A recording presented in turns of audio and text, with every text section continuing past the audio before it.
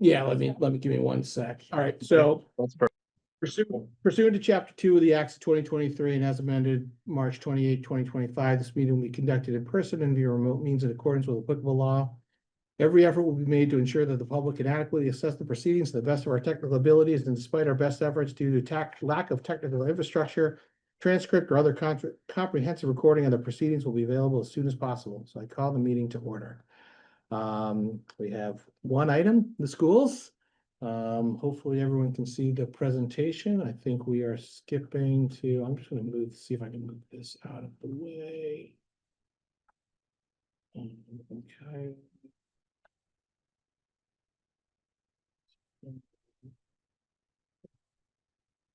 So, Lisa, where do you want to start? Like 7. Slide 7? Yeah. Perfect. All right. Okay. It feels kind of strange to have our backs to each other, but thank you for allowing us to come this evening. I'm Danielle Klingman, superintendent. We have a lot of people here supporting our budget requests for capital this year. We have our school committee here with us tonight, members of our school committee. We have members of our Alden School Building Committee that are here to support some of our requests. So we presented this to school committee back in October, and we first gave an update of our previous capital projects that we had pending from last year that we're still finishing up with you. So a couple of those have been completed, including our elementary literacy program, which has been implemented this fall. We are currently in the process of replacing some of the access points that were the oldest in, I think these were Alden School, Mike, is that correct? Our roof repairs have been ongoing. We have Katie St. Clair here tonight, our facilities director, if anyone has questions about the facilities. The facilities abatement, which was Alden School also, Alden and Chandler, they're still ongoing. We are in year 2 this year of a 4-year Chromebook lease for our students in grades 6 to 12. And we have some other repairs that the rest of them, I believe, were ARPA funded projects that we were able to kind of check off the list through some ARPA funds that became available to the school district. So we're really grateful to be able to check off some of those projects for the schools. How's the curriculum implementation going? It's going very well. Yeah. And so we had several classroom teachers last year that piloted the program. Yeah. And so we are now in year 1 with everyone implementing the Yeah. program, and it's going very well. We have professional development happening for all of our classrooms. Our professional development days so far have all been working on that curriculum implementation. And I think our teachers, it's a lot of work for the teachers the first year because you kind of feel like you have to do everything, and fitting it all in has been challenging, but the kids are saying that they are enjoying it. And what we really like about it is it's comprehensive, so it includes everything, and it has some really nice connections to science and social studies curriculum topics that we hadn't really seen before. Right, Beth? It does, and it was exciting to hear. I was walking through the hallways during parent-teacher conferences at Chandler, and I overheard parents talking about the new literacy program and how their children were coming home and the language that they were using because of the vocabulary and how strong it was. Nice. So that was nice to hear the That's good. parents Yeah. talking about the program and the vocabulary and how the students are using it Yes. at home. Nice. And remind me again, there was a problem with the literacy curriculum a couple of years ago. The state sort of like decertified what we had, and this was the replacement, right? Am I remembering that correctly? Yep, so Okay. we, the state has started this, it's a website, and it's an analysis of curriculum programs called Curate. And so what they do is they look at curriculum programs that are widely used, and they determine which ones are high quality educational materials, which is new over the past few years. And so different publishers and curriculum people that run the curriculum can have their curriculum reviewed by DESE, and sometimes you can meet all the criteria, you can meet some of the criteria. The program we had been using for elementary was Reader's Workshop. Yep. And so there's been some controversy about aspects of that Reader's Workshop program. And so we felt as though it was time. We had done a curriculum review, and it was determined that we had a lot of different pieces of many different programs. And it was making it challenging to fit all of it in and really do what we know is right for students in terms of early literacy. Yeah. So we are happy with the program and we appreciate the fact that we were able to purchase this and implement it. It's been a long time since the elementary purchased an entirely new curriculum program. We've been using some programs for a number of years that just had yearly renewals, and we didn't have to purchase a big chunk of new materials the way we did this year, so Cool. it's going well. Cool. All right, anyone else? This was a 5-year project. Think, if I Yeah. remember correctly, Yeah. Over 5, possibly. Yeah. Okay, so, Next slide. yes, please. Oh, there we go, two, okay. The next few slides talk about all of the capital requests that came in during the process when we were meeting with our facilities director and our director of our chief technology officer.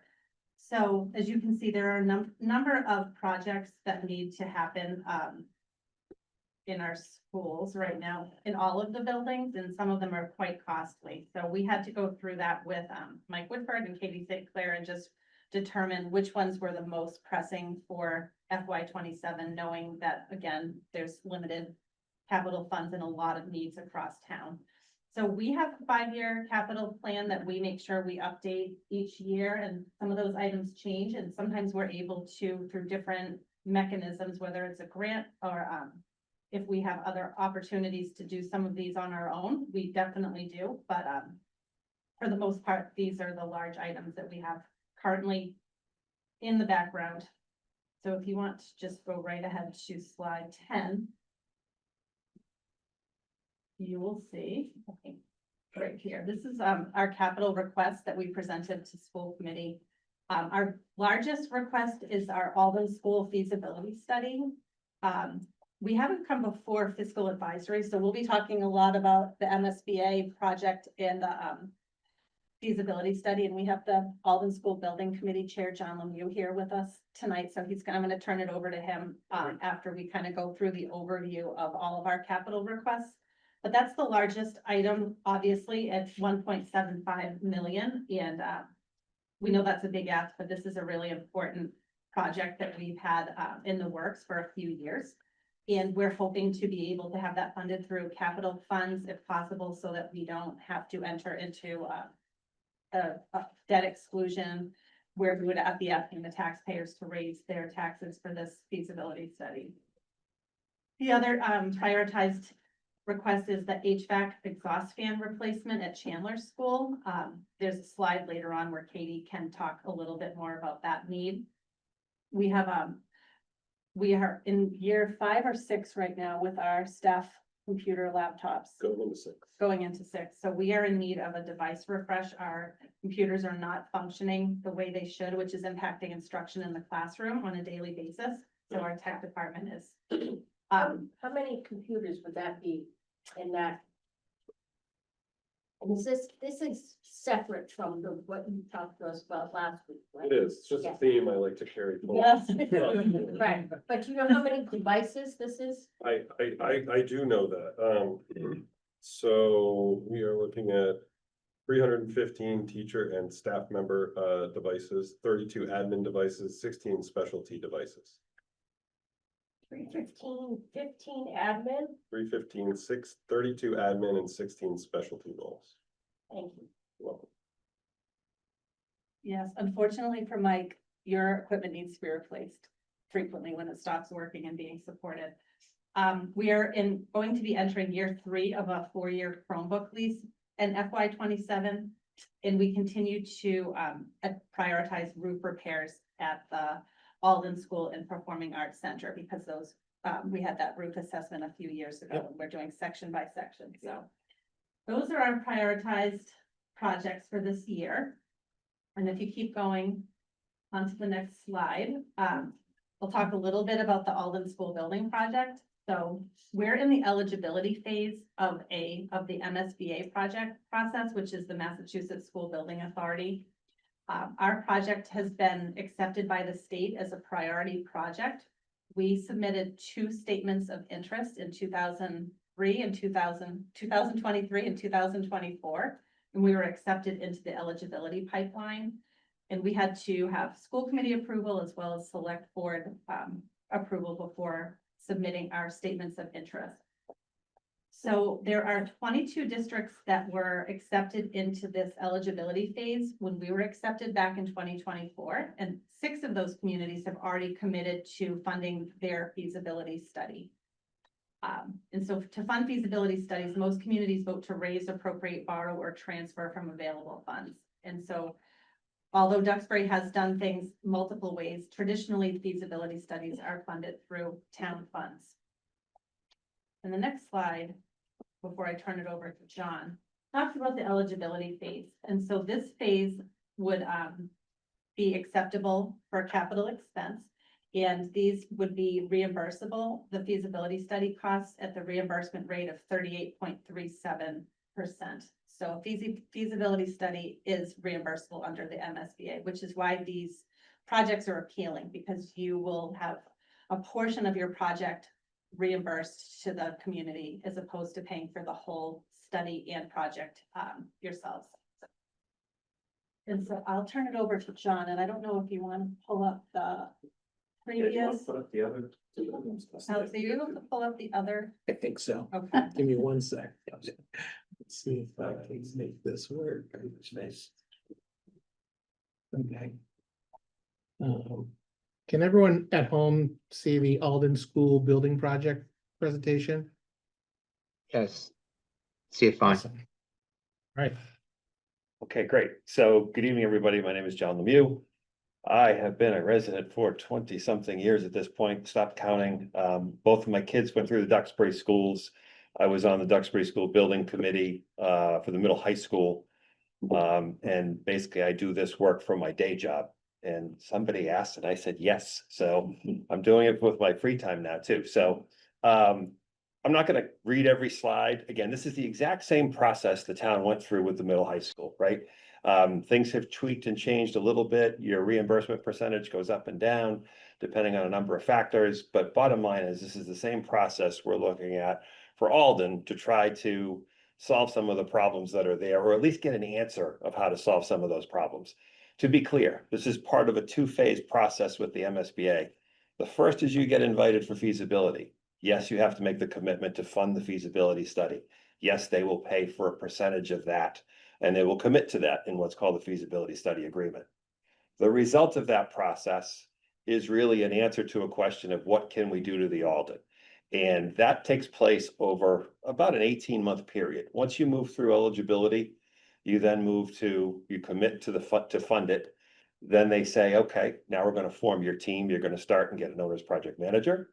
Then you're going to go and get a designer. And then you're going to go through a very prescriptive process of what the MSBA asks for to look at a feasibility. They look at how do you just repair the Alden? They look at how would you repair and bring it up to code. Okay, they look at what would it take if you did an addition and a renovation, if you built a new one. They do that in multiple places, not just in the location it's at. Where else could you build it? They really want you and push you as a community through your project team to look at many, many options, and those many options get whittled down to a few options, and those few options result in a single option. So to sit here right now, if someone says, well, why don't we just fix it? That would be one of the things that would be reviewed, right? A very comprehensive review. And if the building committee and the community said, this is what we want to do, that's the response that goes back to the MSBA, and the MSBA says we'll participate or not, right? The trick with this becomes you have to fit in within MSBA's educational parameters, right? If the answer was we found the building deficient to begin with, which they have by allowing us into the statement, approving our statement of interest, you have to fix those problems as part of it. They will participate depending on what your decision is, through that feasibility process, through that, what is that solution for Duxbury?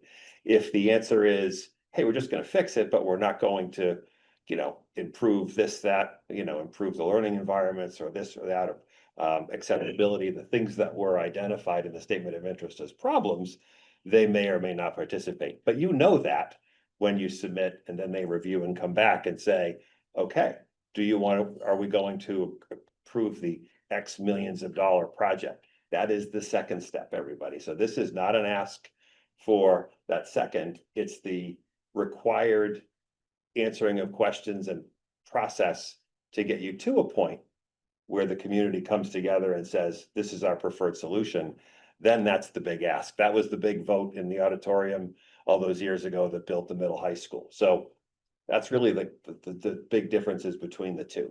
The eligibility phase right now is all the pre-work, right? This is everything we're doing now as a community to say, to check all those boxes for MSBA. We've already done the initial compliance certification. We've formed a school building committee. The district has submitted an ed profile, and they've done their first enrollment projection. Now what's coming up, it's actually next week, is the enrollment meeting with the MSBA to say, okay, we know that the current Alden has 680 students, plus or minus. They look at the enrollment trends and say, we agree with you, or you should build something a little bigger, or we think you should build something a little smaller. Again, enrollment is tied to the number of students. Enrollment is not capacity, right? Enrollment is a number in general, knowing that some districts in the Commonwealth have 20 kids a classroom, some have 22, some have 26, some have 28. The MSBA picks a number and says, this is your enrollment. What you put in the classroom, from town to town varies up and down, but it gives you the baseline, because that enrollment is the baseline of students. Enrollment times square footage gives you the size of the building. Size of the building times dollars gives you the budget, right? So that enrollment's really important. If the MSBA says, hey, your enrollment is 650 kids, you can't design one for less. And if you design one for more, they have to say yes, but guess what? They're only paying you on the square footage based on the 650. So it's a very collaborative process, but they have their limits with all of this. So the other pieces that are yet to finish, so we have that enrollment meeting, we'll find out what that enrollment is. Right now, the district is putting together their maintenance and capital planning information. That's very important. The maintenance information is important because, as Dr. Klingeman said, our base reimbursement rate for feasibility study is 38.76%. That's locked in for the feasibility study. So you spend $100, you're going to get $38.76 back from them. But things like maintenance, if you move to the next phase, if you have a good maintenance program, maintenance is worth up to another 2 percentage points. That 38.7 could become 40.7, somewhere between 0 and 2%. So that's all of the initial information that they're pulling into their database right now. Then it's the local vote, and the vote has to happen within a timeline. We're still within that timeline. And then the final thing for the eligibility phase is signing the feasibility study agreement. You don't sign a feasibility study agreement, which was where they agree to pay back the 38.7 or reimburse 38.7%, unless the town has said, it's kind of a hand in hand, chicken or the egg. They want to know that the town says yes, then they sign the agreement, and then you move ahead and you are officially in the feasibility schematic phase. That phase is roughly 16 to 24 months, depending on how it plays together. And that next big ask, if that's isn't until the end of that process. And if any of you remember the middle high school process, it was about the same amount of time. It was about 1.5 years of going through the process and then submitting, which in this case for the town was a combined middle high school for X amount of kids, for X amount of dollars. And that's what was voted. Some of the common questions are, well, wait a minute, okay, where do you get 1.75 million? Really what I did is we looked at a lot of other districts. Right now, those feasibility studies for similar size projects, similar numbers of students are in that range, $1.5 to $2 million, right? So it's in there.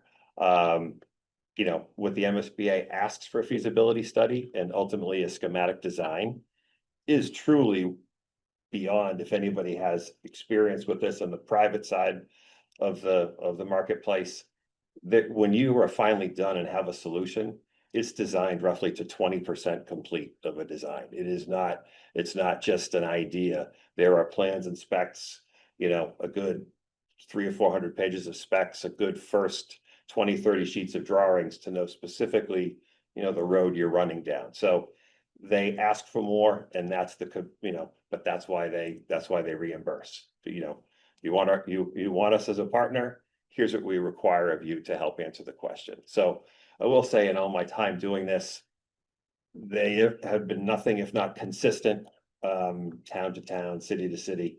They ask the same thing from everybody and they hold the project team to a pretty tough standard of, did you look at A, B, C, and D? Because what they don't want is phone calls from anybody in the community to the MSBA saying, hey, how come they didn't look at these things, right? But with that depth comes the cost, right? And that's kind of the marketplace we're in right now. Does that mean we can't get it for less? Doesn't mean that at all, right? You know, in the end, you want to have, like any of the asks for the MSBA, you want to have some, you know, you want to have the money that you expect to spend for your OPM and designer and hold some money aside, right? You may want to look at a piece of land that you can't, none of us can even think about right now, that you might have to drill some sampling wells on to see what the groundwater's like, to see what the soils are like. So you want to have a piece of that 1.7 million put aside to answer questions we might not even be able to anticipate right now. So Has the MSBA standard changed in the past 15 years since we last did this, or significantly? well, the standard for an elementary school is different than the standard for a middle high Got it, school, okay. right? But you know, I can tell you that in the last, you know, gosh, 5 or 8 years, you know, a classroom is 900 square feet. That is kind of, you know, that's the guideline. And that guideline, you know, is part of the feasibility study.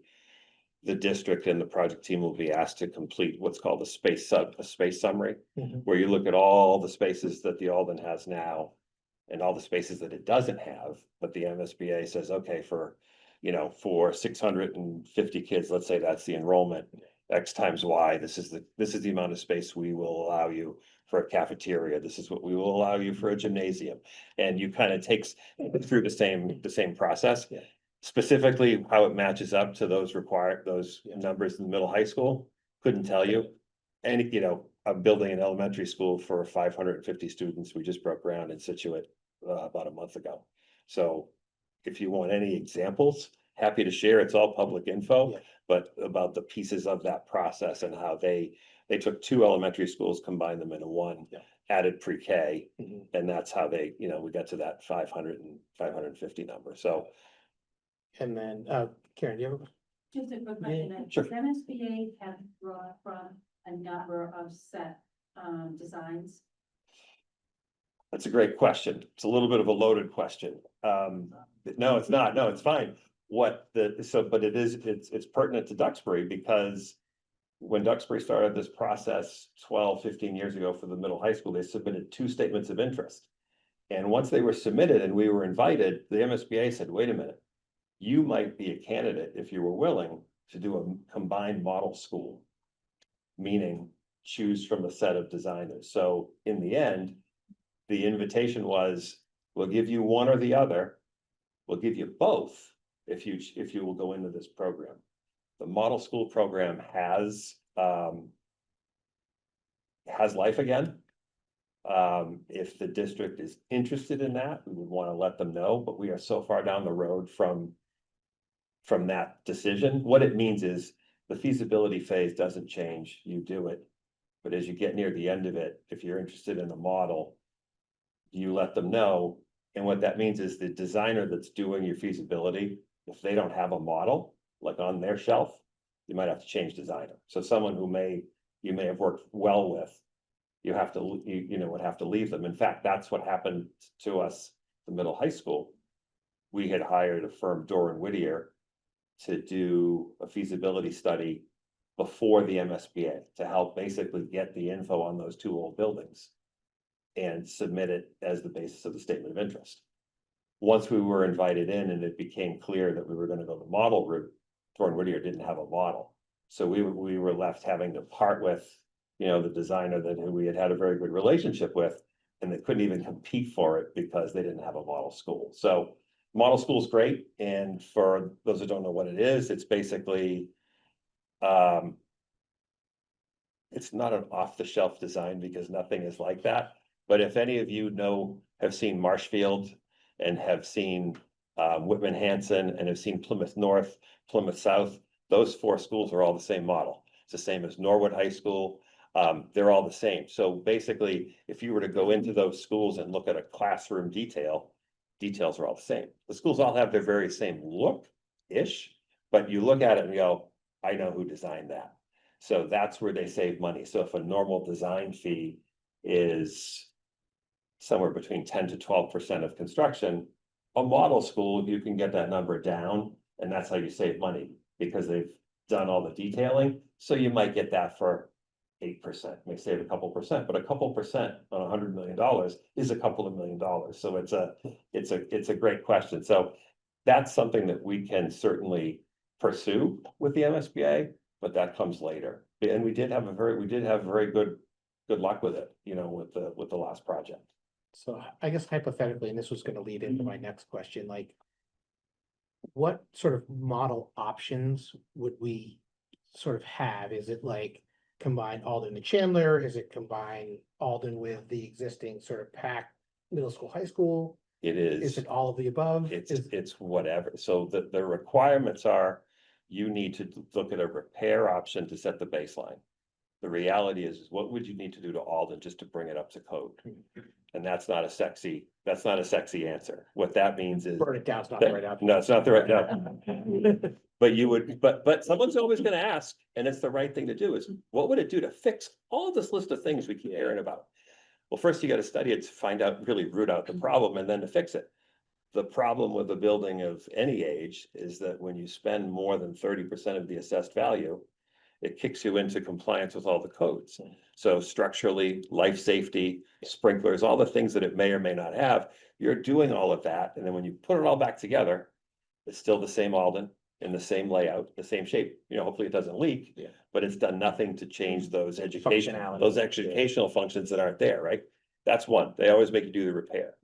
Then they'll make you do a renovation. Okay, can we do this building? Can we take this shape and make it work? And that means, now forget to take the kids out of it for a second, and don't even, that's a whole other issue. But study, can you make the building you have work, even with some significant renovation? And the answer to that. And then it's, can you make the existing building work if we bolt something on? Do we raise the whole thing and start over? Oh, and by the way, if you have other places in the town you think it would work. Merging it with putting it on Chandler Field. Like, they want you to think about those things. And I know, put it on Train Field, don't shoot me, like you do. I remember that from last time, but they want you to look at those things so that you can answer the question. Where the kids go during construction is also a huge part of the decision that you make, right? Because the issue of moving kids, MSBA will let you do whatever you have to, but they don't reimburse you a penny for moving kids from modular classrooms. It's a decision that you make. Now, some towns do it. We're building Watertown High School right now. We built a $20 million temporary high school for 700 kids across the street. And when it's done, we're selling it. It's all modulars. So, or the contractor is selling it. So you can do it, but the idea of spending your entire time at Alden in, a cube city, aside from where you would put it. But all those things kind of play into the discussion. And they'll make you look at what you have for extra classrooms. Like, they really want it to be a well thought out, vigorous review of things, so that when you get to a town meeting, whether you support the project or not, you feel like they've at least, whether you can afford it or not, you've at least chased down all of the options, all the rabbit holes of what you can do. Well, first of all, I wanted to thank you for volunteering and offering your time, because I think the town values input and people that volunteer, so thank you. Before Karen asked her question, I was gonna ask, how does the feasibility study get bid out? Is it an RFQ, RFP, public bidding? Great question. Your first of all, both your own as project manager, which you're required to have for Mass General Law for anything over $1.5 million. And because the final project would certainly be in excess of that, your OPM and your designer. First, your OPM is chosen qualifications based. Basically the an RFQ is written, the responses come back, same thing, you shortlist, you interview, you find the group of people that you are going to work with for the next at least 2 years, if not 5 to 6, if you take the second bite. The designer, similar, but there is a designer selection panel. Basically, the MSBA has a designer selection panel made of 10 members. The district gets 3 members to go and 3 votes towards that. So basically but it's the same qualifications-based process. The designer selection panel,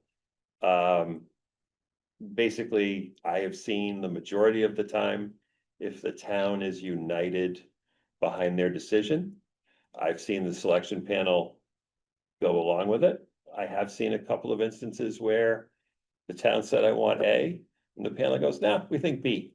You should go with B. You have a little less control. We had control when we did the middle high school, which was great. It was a decision that they supported. But again, both are qualifications based, and then you negotiate a fee. So with the owner's project manager, you would do that with them. And then with the designer, once the selection panel chooses with the town's input, the OPM would help you do that with the designer as well. So it's quals first, price second. You really want the best fit for the town. Right, but knowing what happened with the middle and high school, would you lean to qualifications that include a design firm that does have the? Oh, listen, it's a great question. You have to have a long history of, we would want to see firms applying that have a long history of municipal work, MSBA funded municipal work, MSBA municipal elementary schools. Okay. The firm that does high schools isn't the right fit doesn't mean they can't, but do you want a firm that does nothing but high schools having Alden be your first? No, probably not. Similarly, does that mean that, you look for someone that has frankly a lot of MSBA school experience? Because whether you are doing an elementary school, a middle school, or a high school, this process is the same. The questions are the same. You just have to, the firms that will apply all understand the difference of doing a school for grades 3 through 5 versus, 6 through 12, like we did for the middle high school. Were you thinking about the model? Model piece, yeah. Right, yeah. Yeah. And so do some of the designers that come forward are they able to present that they actually have participated in the model? If that's something that we would like to express that we have an interest in, you would want that in the statement of interest, because frankly, not statement of interest, excuse me, the RFQ for designer services, because it may pique someone's interest.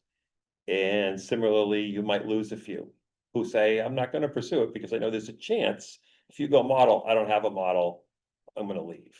In the end, you don't want quantity with this. Doesn't matter how many, we've had successful projects where 2 designers have submitted, right? 2, you had to pick one. We've had some where you've had 5. Ultimately, 5 or 5 plus, ultimately you shortlist to 2 or 3 anyway, to go to the MSBA and listen to the presentation. That's essentially the interview. It's a pre-packaged set of questions you want them to answer. The panel gets to ask questions. That's the interview. It's on a specific day at a specific time. In the end, the group votes, and the group with the most points gets the job. And then you negotiate the fee. If by some chance you can't come to an agreement on fee, it goes to number 2. You can't agree with number 2, goes to number 3. I've never seen it even go to number 2, because most of the firms know this is a long-term project for them. Nobody does this work for the feasibility study.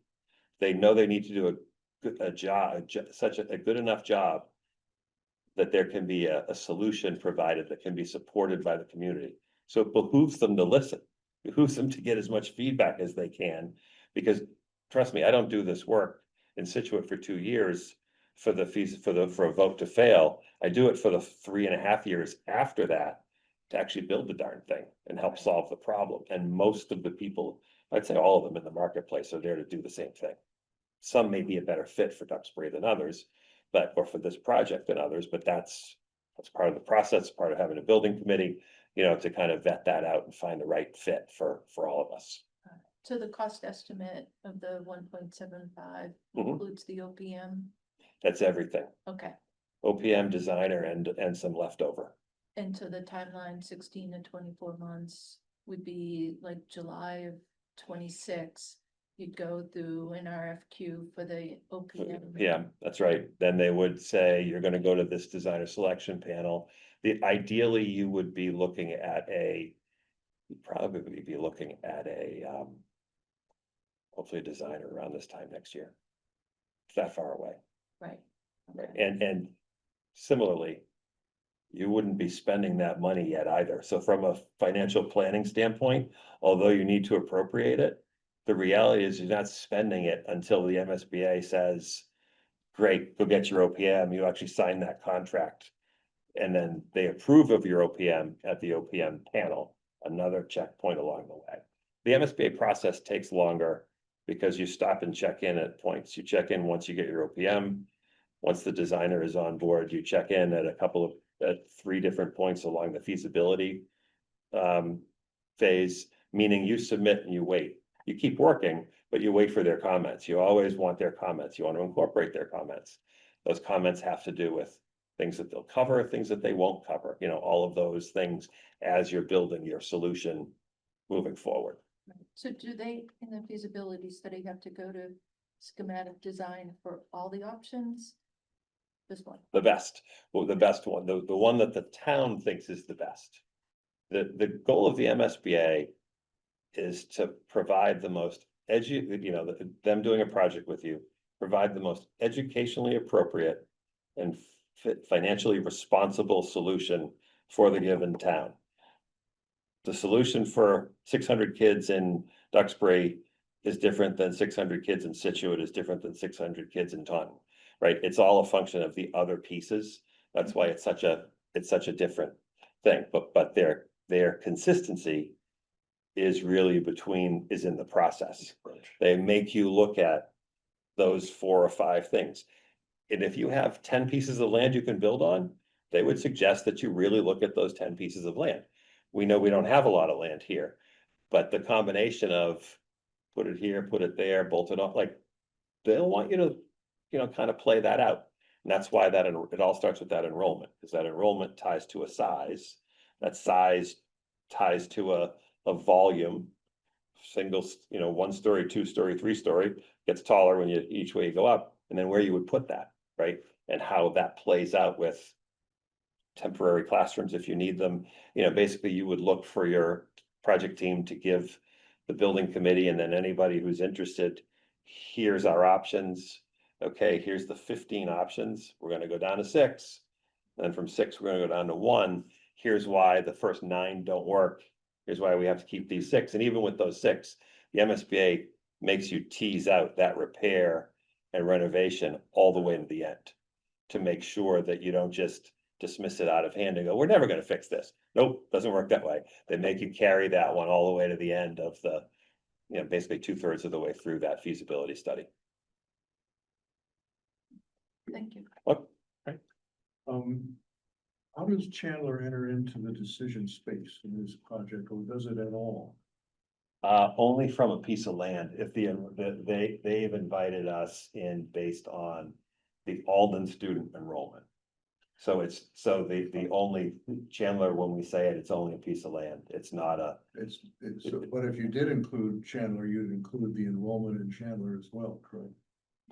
but we weren't invited in to consider that. Okay. So if you were going to add, it's a discussion, I think, of, are you adding a bolting onto the building because it makes sense? Or are you building a second building on the field? It's from that standpoint. If you were truly considering both enrollments, we should have submitted a statement of interest for the Chandler as well. No problem. Yep. And they obviously don't have any pushback on that issue because they accepted the interest statement and moving forward. Exactly.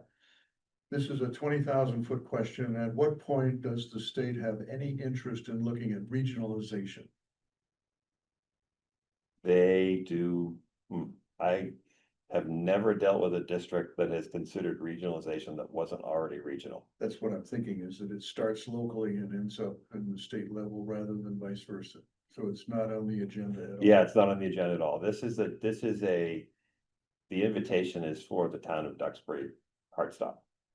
And I wasn't, you had some criteria for fix the repairs and you'll be okay, or fix the repairs and add this and you'll be okay. Versus don't do any of that, you wanna replace the whole building. When does that decision process occur, and does the town actually make those decisions, or does the state make those decisions? State does not make the decisions. Basically, this is state gives you the process to follow. So that then when you make that decision, you feel like it's as an informed decision as it can be based on the data that's been gathered. So the decision presented at town meeting has all those options in it, or just one? The one that the town? You do not choose by town meeting. Okay, You support at town meeting the decision that's been made about the process over the 18 and that's months. done by the school building School committee? building committee, school committee to a degree when it comes to the enrollment decision. We'll know, like, some towns have multiple enrollments that they are considering because they're talking about consolidating schools as part of it. We don't have that here, but again, it is ultimately a school building. So when it comes to ed planning and those things, there's school committee involvement with school administration. When it comes to, the decisions, I would expect lots of meetings that I hope more people come to. I still remember being on the middle high school building committee. I think the most we ever had in a meeting was 20 people for 112 million. So, when it comes to this project will cost more than that project. It just will. Time, money, it's all, it's just math at that point. But the decision about which one, that comes, the first thing the designer does is deal with existing conditions, really documents really what's wrong with the building, and then starts to say, okay, what can we do? And when that first report goes in, it's all of those options, and there'll be a period where the committee will look for feedback to say, look, we looked at 15 different iterations. Here's why here they are ranked based on cost. Here they are ranked on location. Here they are ranked on disruption to the students. Kind of all of those criteria that the group feels are the important ones. That's where you really tap into the designer and the project manager's experience as well. And then, the committee says, all right, we're going to support these 6 moving on. Everybody good with that? And then from those 6 moving on to that really gets whittled down to the one, and that one, if that's the one, then that's the last 6 months of that 18 to 24 months is really the development of the actual schematic design, the budgets, the cost estimates, really all of the stuff that goes into call it the big ask. And the warrant article. And ultimately, that ends with the warrant article, yes. Right. Yeah. Thank you. The governance is really interesting. Do we feed MSBA the enrollment data, or do they do their own? Great question. analysis? Both. We already have fed them a lot of enrollment data, and I'll defer to Dr. Klingeman for any specifics on that. But we have a call with them next week where they will say, okay, we've looked at your enrollment data and here's what we see. And okay, the trick is how close to the existing enrollment at Alden does this project look like?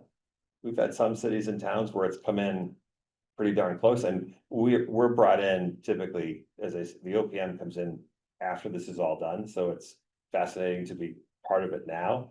But when we've stepped onto jobs, we've had some towns that have said they were 120 less than the school holds right now. How do you do that? And there's some back and forth, and it's a first. It's not them trying to make it as small as possible, because if they do that with you and ultimately it goes all the way through, no one wants a building that's too small the day that it opens, right? You want a building but if there's a trend that they see and they firmly believe it, might be too small the day it opens, but then it eases off because the demographics are down. So it's a sharing of info, and we'll have that first meeting, and then ultimately the district will have to sign off on the enrollment, and once we sign for that enrollment, that's the number. That is the baseline for the project, moving forward. And how many years out do you look in projection for enrollment?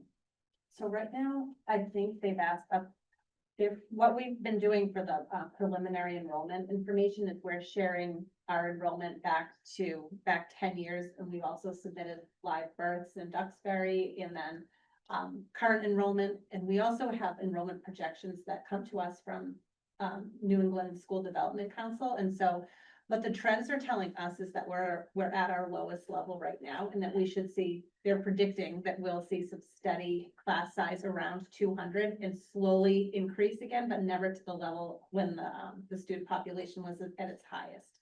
So we're not hearing from our enrollment feedback that we're getting that we are going to decline any further. But again, it's a guess.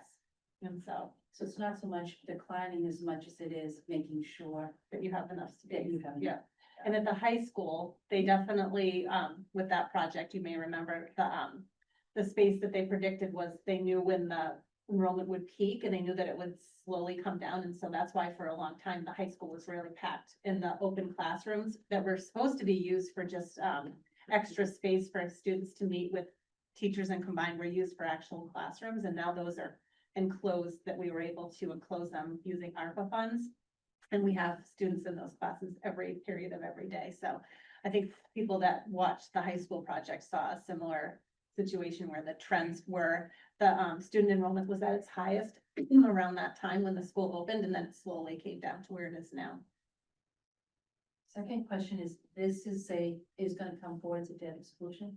No, right now we have it, we're requesting it through capital funding. We're hoping to not do it as a debt exclusion because of the fact that there's potential override again, which we don't know for sure right now, but that would be a difficult situation to find ourselves in if it has to go forward as a debt exclusion. But that's still open for conversation as we go through all of this. Yeah.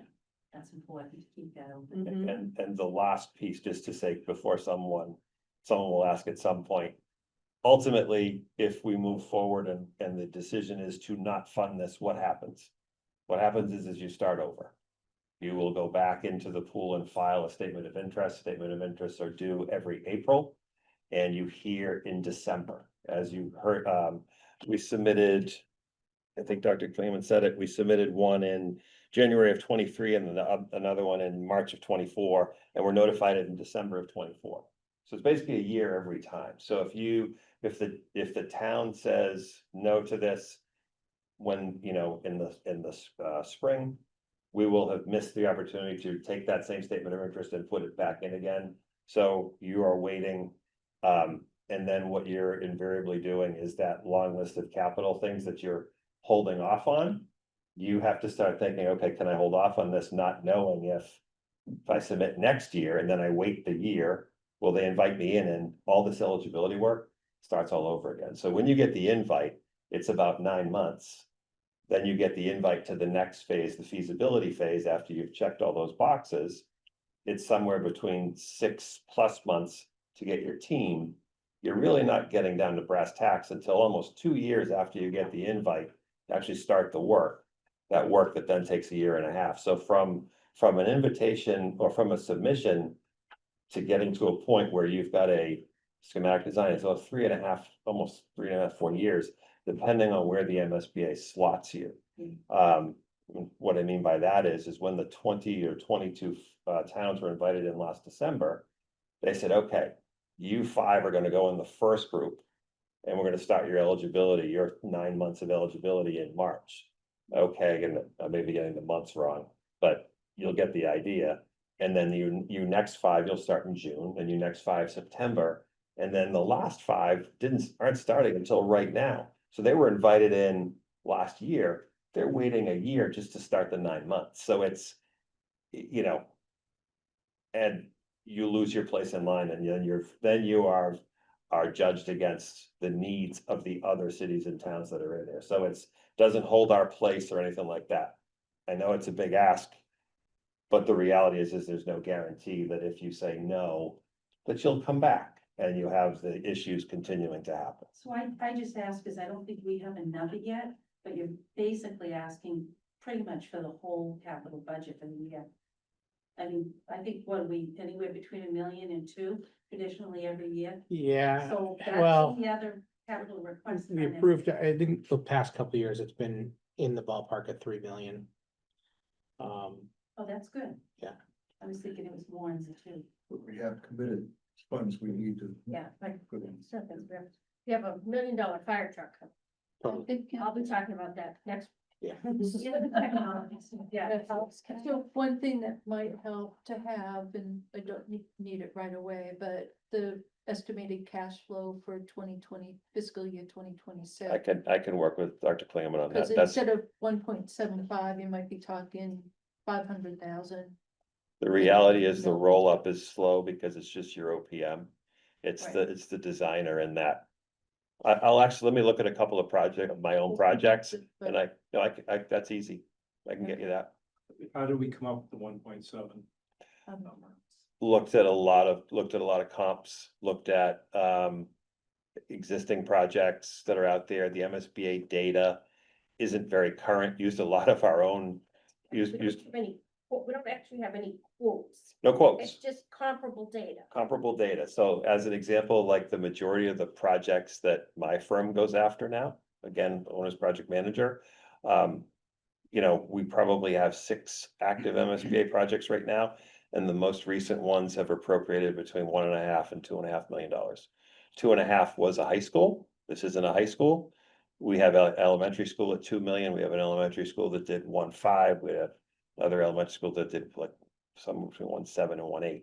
So it's in that range. The lower end of the range squeezes you for having any extra. You know, the upper end of the range gives you a little extra contingency. The goal, though, would be to never commit all of it. It would be to keep some in reserve. If all my years doing this have shown me anything, there will always be something that comes up that you'll say, boy, I wish I had an extra 10 grand, 20 grand. And I certainly do not want to have to go back to anybody for a revote or a re-ask. No. 2 asks, one for the feasibility study, one for the big job. Anything in between there is it's bad press for everybody. So we want to make sure that we set ourselves up for, you know, at least success on that, predictability, at least on that standpoint. sorry, one last, I promise. When we did the middle school, high school, did we do the feasibility study as a debt exclusion? We did. So we've never tapped into just the fiscal advisory for this. It was a separate, That's what my memory was. it was a separate article. Yeah, oh, And it was a debt exclusion. It was combined with the Chandler roof. I don't think so. The feasibility study was Article 36 in 2009. And it was Much was it? $200,000. and that's why Yeah. I automatically assumed it was. Yeah, because it went to it. But It- that it- 200,000, excuse me, was just a study. It wasn't the depth of a MSBA feasibility study. It was pre. Oh, that was the being- pre-one for the statement yes, of interest. Being approved for feasibility by MSBA, so. So then how did we do the feasibility study? Did it There get was rolled more in in the second vote that was rolled in. to the whole thing? Yeah. Which was a debt exclusion. Yes. And a debt exclusion still has to go to a vote too, right? Oh. It's like a. Yeah, the debt exclusion, it would be a 2/3 vote versus a majority if it was under Article 6 and funded with cash. Well, any debt has to go through a 2/3 vote. So like, even if it was within Article 6 as a separate motion, if it involves debt, it has to get a 2/3 majority. And then would it have to go to the ballot? It would still, even if it's under Article 6. it would have to If the go to- decision is to borrow for it. Yeah. If the decision is to not borrow for it, you wouldn't. Yeah. Well, I take that back. If we did borrow for them, If we can borrow under the levy, it does not have to go to the ballot. If it's above the levy. So I don't know what our levy capacity is right now for Yeah. debt. So I do want to share that, we do know that this is a very big ask. We wanted to have the conversation, but we also want to share that we have been, looking for ways to also contribute towards the cost. So we've identified approximately $300,000, that we may be able to also, contribute toward the cost. So between that, the reimbursement rate, that would significantly bring down, the total amount. And the MSBA will reimburse as you go. Mhm. So you're not waiting for the 37. As soon as you start incurring bills, they will be looking for reimbursements through the ProPay system. So, it's probably, you'll probably within 2 months of getting started, be getting that 37% back on the cash flow that, the predictable cash flow. Get some, and maybe given this to Mary, but, what the expected cash outflows would be? If We it- haven't, I'll work with that with Dr. Klingman based on the, what I've seen on some of the projects I've done. And For I the designers. You know. It's an ballpark. estimation, Yeah, no, right? 100%. That might, that might make the numbers Yeah, just, fit into different buckets. yeah, and just to be clear, the MSBA too, like. There's the cash flow reality of what it means, net of the reimbursement. The MSBA will always ask you For to the whole vote thing. the entire thing, Yeah. even though, Every project. even though in Yeah. the end, yeah, Application and real cash are different. Right. things. I will work, Yeah. I can do something within a few days we can put something together. Just as an example, we're asking for 2 million, but 600,000 would be reimbursed. Roughly for 175. We did use the number after it was originally submitted to ClearGov. But once we were able to get saw a that, yeah. little bit more solidified, so we did bring that down from the 2 million to the 175. That still is the cost of the project itself, not necessarily there's no cash flow from the state back into that, right? That is before reimbursement, Okay, so yes. for reimbursement. So you would be So able to when tell you're them, reimbursed, where does that money go and how does it affect the overall financial situation? That's probably a town question. that's a town question, It does, I mean, it does go back to the town. But I don't ideally, have the logistics of yeah, that. ideally, it offsets, right, Mhm. along the way, and however the town decides to. Have, I have obtain a, those monies. I have a not so stupid question because nobody else wants to know the answer, but how do you determine the assessed value of the Alden School? I don't, that's not my job. Good Ask the- answer. Ask the Excellent. assessor. No, seriously, I will tell you that in most cities and towns, the assessed value of their buildings. Most towns assess their buildings, Alden is assessed ridiculous, separately from the others. but low. Yeah. Low, and I don't know if that's, Insurance, that would probably be the place you'll. Yeah, Go. yeah. yeah, you would have it somewhere, but my experience would tell We're me, responsible for providing that. No? I'm sorry. We're responsible. Yeah, so one of the first things your project team will ask is, okay, what is that value of the assessed value of Alden? For sure.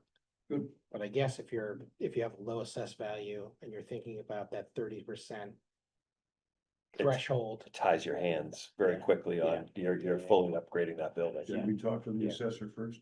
Question. It's a- Do we have even a wild guesstimate as to what it would cost to just fix Alden up to code?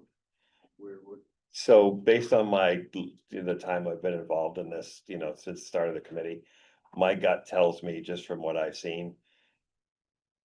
The district has done a heck of a job trying to keep up with the problems. And some of it proactively. But I don't think we can answer that question because no one's ever taken the time to do the full dive. It's that's this project? it's the roof leaks, the humidity issues, and as you can see, there's a lot of capital stuff on there that they're saying put on hold. HVAC, all those things that would possibly make some of those things better, but I mean, I've never seen ceiling track rusted through gold because it's had so much water come through it. It's not for the lack of trying. So, that would be part of this process and that's the number. What does it mean to just fix it? And there starts the discussions of, well, why don't you just do that? Because if you're just doing that, it's not, and it doesn't meet the ed plan, the MSBA most likely wouldn't reimburse for it, but that's part of the discussion. Yeah. But at least people then have a And number, that is right? eligible, it's an eligible item in the MSBA too, right? I mean, if it's option one, is just fix it. Yeah. And they say, yeah, that's all you need to do, is just fix it. If That's gonna be there, and they would do the reimbursement on that. until you know what the scope of that is and how that pairs up with the ed plan. But I will tell you that in most cases, the fix it only is usually not reimbursed. Okay. Because it doesn't meet the educational needs, because that was part of the reason why you submitted the statement of interest. So it's a great question though, because the answer isn't always no. There could be a solution out there that for some building somewhere that the MSBA does have examples of where significant repairs have been made. But then in doing those repairs, you were able to free up and deliver education, fix the things that you weren't able to deliver before. Thank you. Any other questions on the feasibility study? Done talking. Thank you did a very great much. job. Yeah. Nope. Live it every day, guys. Happy to help. We're really happy to give you this experience from the beginning too, so. you Oh, can yes, really I know. thank you so much. Are you related to Andrew Lemieux at all? I am not. Is that a good thing? Could be. Andrew and I Kenny graduated with my son. My kids are Merrill and Delby, so. All right, does anyone have questions on any of the other priority items? I have a question on the exhaust fans. Just more, the description notes, 42 out of 60 have failed. Has there been regular quarter PMs on this? Why are we having 75%? So we've had, limited work being done on it because we have 909 pieces of HVAC equipment with one HVAC tech. So he is talking about the facilities department. So he's unable to do a regular quarterly maintenance because he's dealing with so many failures. We have failures throughout the town on HVAC equipment. Most of my budget, when we talk about facilities as a whole, most of my requests are HVAC related. We don't have enough staff to keep up with what we have. So Got it, some but of shouldn't this, that be part of the maintenance plan? it within the is, we have a schools? maintenance plan, but you can't do a maintenance plan if you don't have staff and money. You can contract this out. So we don't have money. But isn't that required as part of the school maintenance budget to? We do what maintenance we can, but that's not, we can't keep up with the maintenance program. So I know that some of them are motors, I know some of them are the breakers down below in the building that are broken. More of an electrical issue, some of them will need a full replacement. Some of them, when they did some renovations on the building, the wires got disconnected, so we need to run new wire sets to the units. There are an array of problems. The 60,000 is low, if you look at all those exhaust fans, it's a very low number to replace all those. But this is doing a lot of the work in-house or with contractors that we have set rates with, contracted rates. Okay. I guess my concern is we can go in and replace all 60 units, and if there's no annual PM, they'll fail within a lot shorter lifespan than they should. Mhm. So unless we have a established maintenance plan, I don't want to invest 60 new exhaust fans. And I think we either. We have a bigger problem than that going on, and we're trying to. Well, solve that probably cascades to your whole air balancing, like, so. Yeah, it does. I mean, it's making the other units within the building work harder. We're damaging the other equipment. In the So building. I'm not saying don't fix these, but we can't put in new equipment and not have I agree. money invested in PMs. I think that's been a problem that we've been talking about when our budgets continue to get reduced because of the fiscal challenges that we have in Duxbury, the preventative maintenance sometimes suffers, but that doesn't mean we still don't need to replace broken fans, and we would love to be able to have a maintenance plan, but right now we're trying to stay on top of everything as best we can, and we still have to run. But the I just HVAC. heard 300,000 could be for a study. I really do think putting investments in the school PM programs is just as important. Because you can't replace these and then not maintain them. Maybe you don't do them quarterly, but you have to do them at least twice a year, so it's, okay. What's the typical warranty on equipment like that? On an exhaust fan, you get, some of them are original, some of them are 1968. Probably beyond the warranty period. I mean, some of them, you know, some of them work and they're from the sixties. Yeah. I will tell you, the motors in the sixties ran a lot better than the motors that we replaced them with. It's like our dishwashers, refrigerators. That, That was an all-electric school when it was built, so those exhaust fans came with that all-electric building.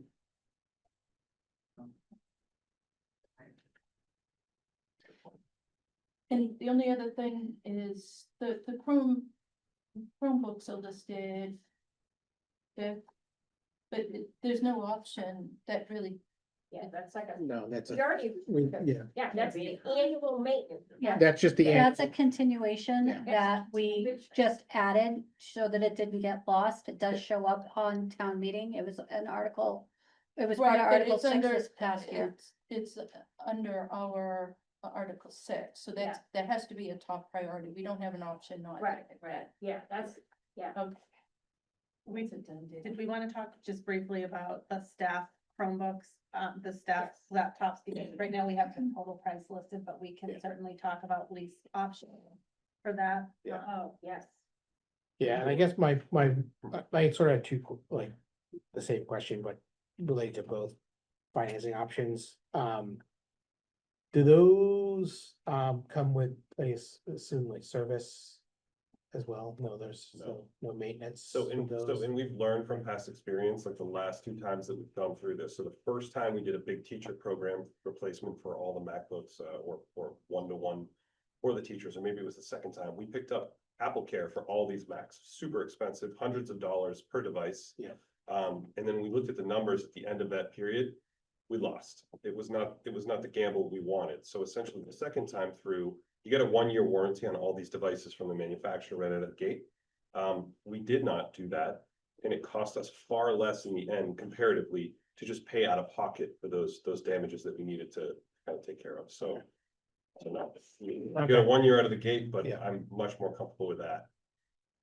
And then I guess, I'm are sorry. we, So the $400,000 is like the last week for the town, you gave us like the buy option and the lease option. Yes, I did. So is this a buy option? Yes, it is. What would be the lease option? so 82,173. Oh, okay, that was updated since the one I pulled off. the Maybe it was. internet. Prize for tonight. Yeah.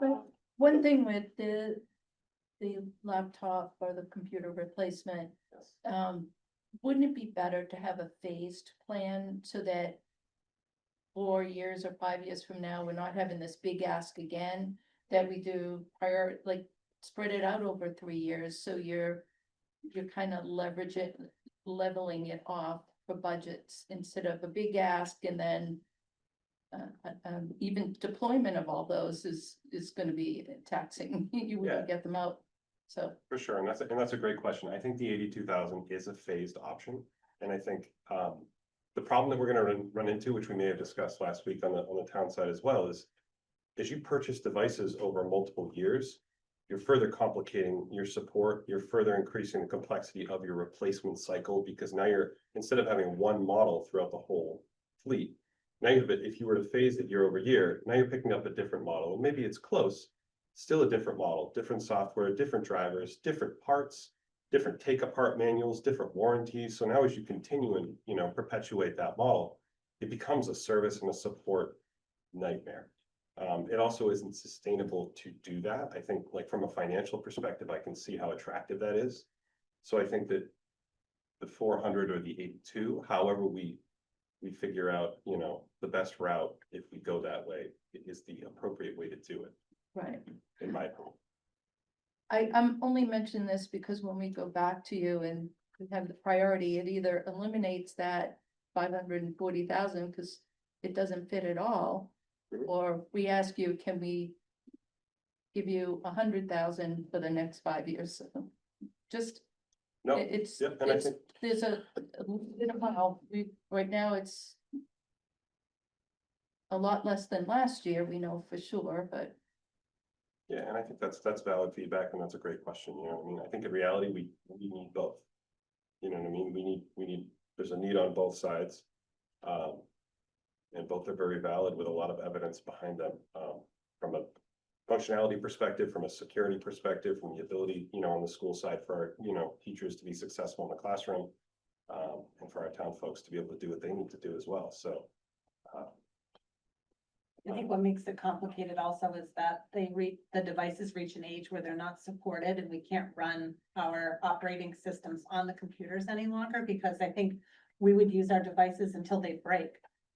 However, we know that we reach a point where we can't run the programs we need to run on our devices, and that's where Mike and his department tells us, like, you're on your last year where these devices and the age would be able to support the programs that we're mandated to run, whether it's MCAS testing or our student information systems. They reach a point where you can't just push them another year forward. And that's a great point. It also increases the amount of support time that we spend on all these devices, you know, so the older they get, the more tickets that come in for them, the more problems we have, performance issues and whatnot. You know, and again, like we talked about last time, on the town side, 3 to 5 years is really the best practice for, you know, workstation replacement. If we were following that plan, these would have already been replaced this year. Apple in general historically supports the hardware for 6 years for their operating systems. We're on year 6. So we're gonna run into that issue where not only we have performance problems, but now we can't run security updates, and we're, you know, don't have the right tools in our teachers' hands, so. So when last week you said there's 128,000 the annual finance option, that's just the school's portion of that 128. That's an No, addition. that's in addition It's in to addition. Separate. 2 separate requests. Correct. That's why I asked how many devices, 200. Something like that. Yeah. Is a hybrid approach at all feasible where you leased for a year, so that whatever batch you got on the lease, and then the next year maybe you bought similar equipment? I mean, maybe I could look at that. I know, like, for instance, with Apple, they give us a 0% financing. You know, Apple will. So the lease finance these- is pretty good. Yeah, it's a good deal. They'll lease them to us, but I'm sure if we went back the following year and said, hey, you know, we're in year 1 of 4 or 5, we'd like to pay the entire amount. Yeah, I'm sure they'd be amicable with that. Of course. Is there any thought to going to the same platform in terms of computer that you requested for the town and the school? Or does the school have to be on MacBooks? Or does the town have to be on Windows? Right. There is some thought that has been put into that. I think that's a tough question to ask on both sides, you know what I mean? It's been considered. I don't think we'll see. Is it at this point, is it a preference thing? It may be partially a preference thing, but I think there's also a functionality thing, you know what I mean? If I were to single out our school business manager who runs a PC, is it a preference thing that you run a Windows device, or is it a have to have, you know what I mean, that you run a Windows device? And she would probably say before she answers, Microsoft Office runs differently, the features are different, Sure does. performance is different. Anybody that runs a PC would understand that, you know what I mean? And that same question could be applicable to why are we running Google Workspace on the school side and Microsoft 365 on the town side? That's another complication for my fairly small team to support 2 different ecosystems altogether. I believe at this point, you know, based on price and what they do, we have the right tool in the right spot on both sides. It's not ideal. I'd love to run Windows or Mac OS on both sides and have Google or Microsoft on both sides. Yeah. And some of the equipment that the town has invested in the past, such as the Apple AirPlay, allows us to be able to project our screens for meetings in any of the classrooms. And so I think if we were to make a big switch over these, some of the equipment that we've already purchased and invested in would be obsolete, and we wouldn't have the same functionality. So I think we are where we are because of previous decisions in the past with the initial implementation of the Apple computers back in 2009, or I'm not even sure when. I mean, a lot of software has gone web-based, but there is still a significant chunk of software that we run on the school side that is Mac OS software. Okay. So now you're talking. Yeah. Look for a new solution, port over, have teachers learn new things, or vice versa for the town side. Yeah. A lot of specialty software that runs on Windows for police or fire, or it doesn't exist on the Mac side, so it's. Yeah. That's a good answer to that question too. Okay. We're gonna talk it all about the roofs, Would you like to talk about the roofs? Well, I don't know, talk about everything else, so I talk about the roof. Is it roofs or is it like? What's a roof? But there's a roof. Looks like there's two. Yeah. Yeah. I think we have. Yeah, we have the, I mean, we have the study. The entire budget, so let's talk about. We had an assessment done on a few of the roofs by an outside vendor. And Lisa, our business director, has been really good at keeping on top of getting roof sections done when they need to get done.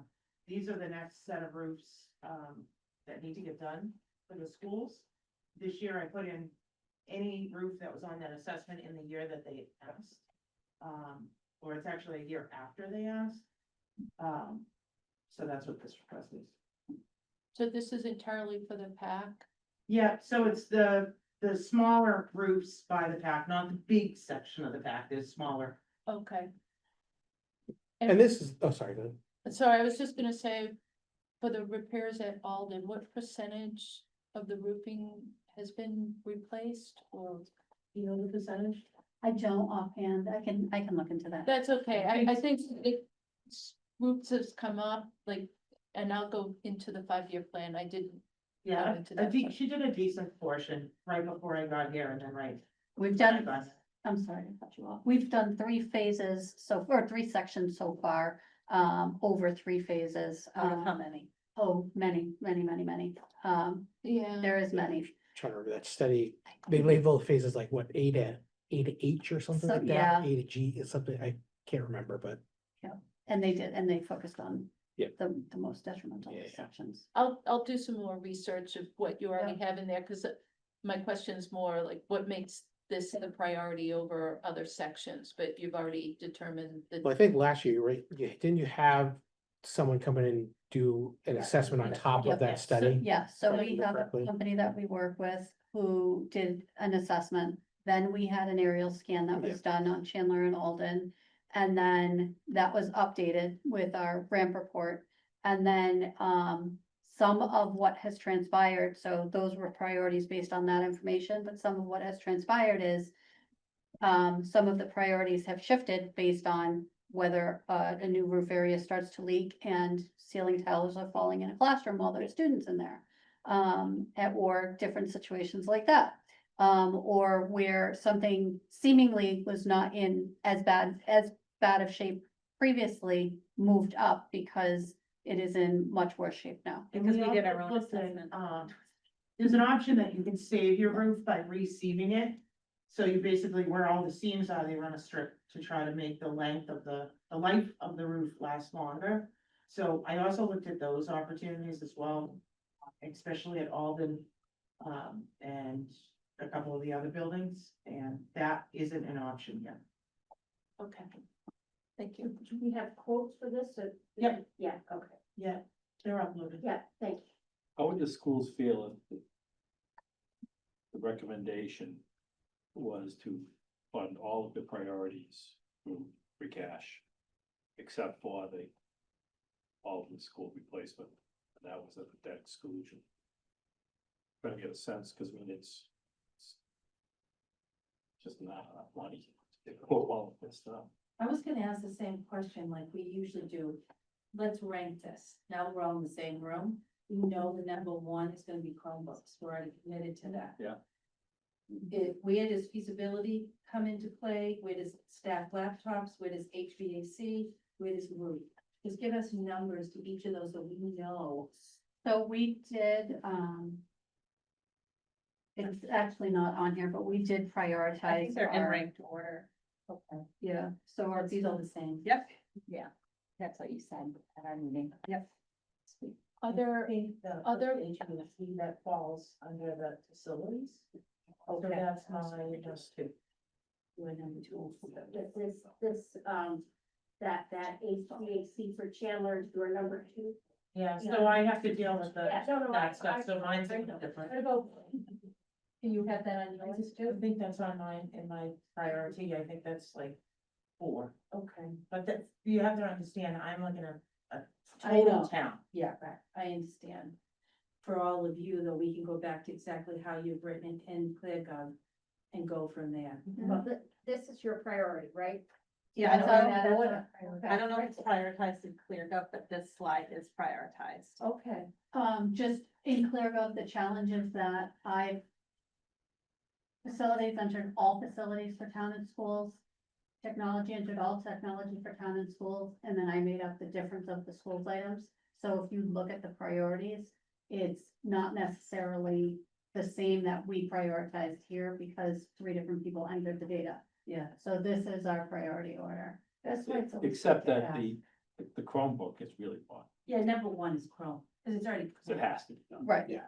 Because we get tasked with, this is how much money you have. Mhm. And then everybody has something that they need, so if all of a sudden it's like, how do we do this? That's why the question surrounding how much is really the output gonna be. Right. And if we can't sit there and say, well, let's approve, let's approve the staff laptops when we know that, you've got a higher priority or something. I think the feasibility question, if it goes to debt exclusion, and this is probably my opinion, having lived here for 25 years, and I know the appetite for extra taxes. In a year that we're gonna ask for an override again, we're gonna get one or the other. We're gonna get a debt exclusion or we're gonna get an override. We're not gonna get both. Right. So I just think people, I think people need to think about that. That's But all. realistically, I don't think we have the money to pay for the feasibility under Article Under 6, capital. under I free agree. cash. No, and I appreciate that honesty. The other problem is, and this isn't your problem, it's a town problem. We also have operating budget problems. And we have teachers who are coming up on contract. We're negotiating that right now. And we have had incidents in that Alden building where teachers have need medical care, have broken bones, have, slipped and fallen, gone down staircases. The building needs attention. So, it's kind of like a whole pool of problems. I don't know what the answer is. But if that building doesn't get addressed, Right, I don't know what we're just multiplying the problems and pushing them down the road. Which seems to be, and since I've moved here, that to me, that is Duxbury's problem. Like, you build the path, we don't maintain our buildings. And you made that comment about Chandler with the 1968. There's not enough money to put into our facilities. But we have the expectation that we're gonna have beautiful facilities. And they're going to, we're going to give all of our school children the best available resources and education, and we're gonna compete with towns who have a much larger tax base. So it's sort of rhetorical, but I think that we're gonna get one or the other. I don't think we're gonna get both. That's just my opinion. I wouldn't give up on the warrant article for the feasibility study, though. I mean, if you. Oh, we can't. We could never give up on it. Right, no, I don't think. Don't go in that people because of the override. I think if you put together the plan of saying. There's a window, we've already got approved from the first step, it's either approve this now.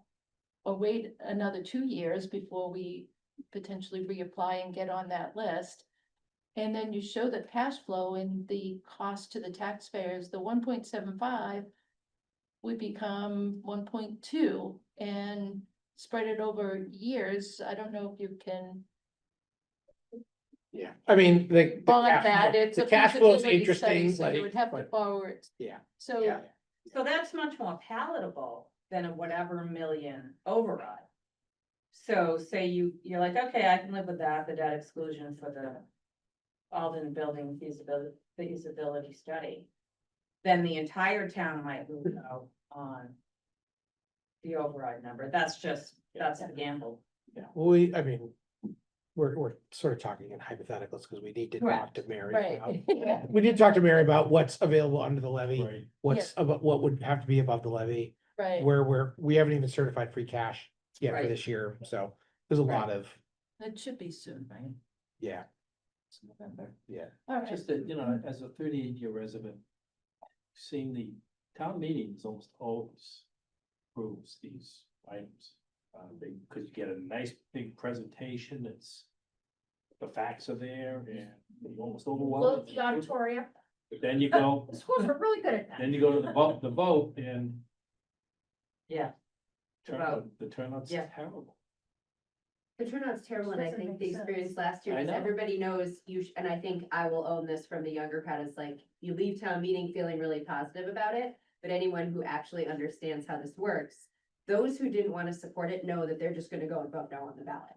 So, I think, to your point, I mean, I don't know how. You gotta have your own talking circles and the talking circles talking with me. No, Then have to show. we're up already to taxed too vote, much. Right. You know, And even And if nobody they had, agree with it still would have Well, failed I mean, because most of the people who They voted were no taxpayers. weren't in town meeting. yeah. So I think and that's a town. I will say, I think this town does support debt exclusions. And And it's people important. understand that, Yeah. it rolls off, it's the school. Yeah. I personally think a debt exclusion would go through for all the people who know that's needed, we're talking about it for You do. years. Yeah, I do. Yeah. And people understand debt exclusions, override is a whole nother story. Exactly. That's a whole nother. Debt can. exclusions have Yeah. it easy to get. Yeah. And they're finite, It's not a permanent increase to anything. Just a comment, but I don't know how everybody else out here is getting hit. I had an almost doubling of my homeowner's insurance this year. Because of the appraised value of my house. It coasted along at one level and somebody did some checking and said, not the town appraises, this is the insurance company. I said, no. Mm. Just doubled it. So, it's a lot of money. Well, on that note. Yeah. Not cherry. But it's why people don't want to vote more taxes. There's another Good. thing Vote to for mention the in non-vote this for the- discussion regarding the ongoing maintenance and maintenance material. And that's really an operational budget, right? Right. So we're squeezed the operational budget because we can't afford to take care of the materials, assets, and then we need to come along and replace the assets and without having built-in maintenance as part of the process, it seems self-defeating in some sense. I think if we ever get to the point where the financial situation straightens out, it never will, but if it does, I would think that the town management, I would advocate that the operating budget should include an increased amount of maintenance and because Right. because I feel for you. Yeah. Because Yeah. I think that you have one of the hardest jobs, Some- because we're so proud of our buildings, we put all this money into our buildings. Everybody talks about this beautiful town, but then we rip behind the first layer of the onion, and we're like, wow, we've neglected. So, I would just, say to you, you need to advocate, loudly, professionally, loudly about the needs. And we'll continue to support you. Yeah. We do this every year, we know. We want you to get more money. I don't know where we're gonna find it, okay, I understand that, but your job, Yeah. in my opinion, is one of the most important jobs. to maintain these buildings, so that we don't have to spend $60,000 here, $80,000 there, and then all of a sudden, we can buy some more textbooks. That's kind of how, that's what I wish. I mean, that's why this position was added, facilities manager. And we're doing To better, avoid that. believe it or not. Right, so. It The just other hasn't thing- been supported enough over the years for other reasons. Yeah. Monitoring. The other big takeaway is the school is half of the budget. Half, More than half. More More than than half. half more than half if you include, yes. allocated. So we spend one meeting on the schools and we spend 7 meetings on everything else. Just pointing out. Well, it's, Get my- but we covered schools and IT Yeah. and. Yeah. When anybody's ever done an analysis of the demographics in the town as to what percentage of the town households have kids in the school system? It's about 30%. It is, Yeah, Yeah, the town FinCom is did that. absolutely- wow, that's low. Yeah, it was 28%. That's one of the reasons Like, why you think. 4 years they ago. build it, you know, probably Great proportion of them live in West Duxbury. Yeah. Next proportion is along precinct 2. That's where I grew up. That's Movies. first house was there. Well, guys, great Yeah. work and a lot of heavy Thank you. lifting on your part. Thanks for sharing. Thank you. Thank you. Appreciate We it. know you're trying to balance a lot of needs with a little tiny bank account, so. Just do the best you can. Yep. That, Yep. Everyone We haven't have a gotten the man- bank statement yet, so we don't know we don't even know what we have yet. Maybe it'll be a pleasant surprise. if, but thank you for all of you. Yeah. to come in. Thank you. Thank you. Thank you. All the support. You're really lucky with, guy you get Yeah. there on the building. Anybody? Everybody in the house, Dr. House? Oh, Go to the games with today. Did you adjourn? Were there, was that? Because you were, right, at great girls and girls are 30. Oh, that's great. Did the boys win? So, thank you. It sounds like they were on. They're up 4-0. So it's open now. Is that, okay, good. Well, I'll be on Twitter. All right, I think, Get to the date. Well, I'm just interested in trying to balance the issues that the board. Well, And anything we're gonna do to. I- Well, I do all the demographics. so if I could get everyone's attention for a sec, Yeah. For me, the issue of staffing is. You've got mine, Alex. all right, Yeah. so I think that was the end of the agenda. Yeah. And I don't think we have any minutes to approve at the moment. So I'll take, what's that? I'm recording right now. Yeah, so All right. I'll So take we're a, Still in session. we are. So.